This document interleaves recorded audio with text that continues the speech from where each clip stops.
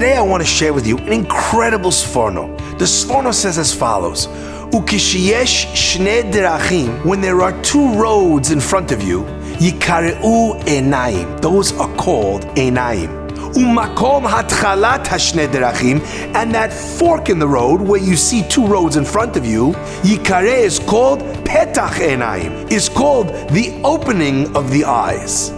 I have to share with you something unbelievable that the Sforno is teaching us here. The Sforno is explaining to us that you know what a fork in the road is when you have two directions stretching out from in front of you? You know what that's called in the parlance, in the language of the Torah? That's called petach einayim, the opening of the eyes. Effectively, you know what we're talking about then?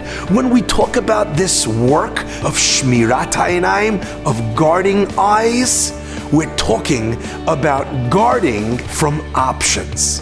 If petach einayim or einayim means a fork in the road, I could go this way, I could go that way, then shmirat einayim means protecting ourselves from options.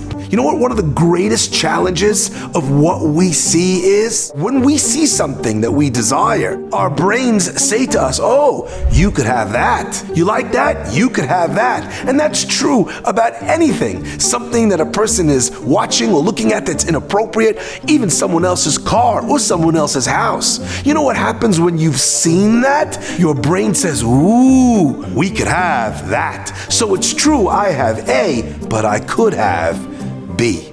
So many marriages suffer from shmirat ha'einayim because the person saw another option.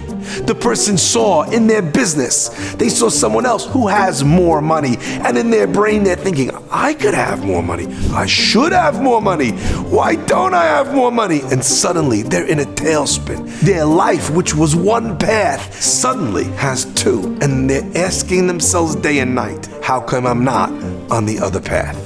The greatest beneficiary of shmirat ha'einayim is your own happiness. If you look at what you have, then you have an opportunity of being sameach b'chilko. That brings you incredible wealth in the language of the Mishnah. The minute you've seen something else, your brain is wondering why you don't have that.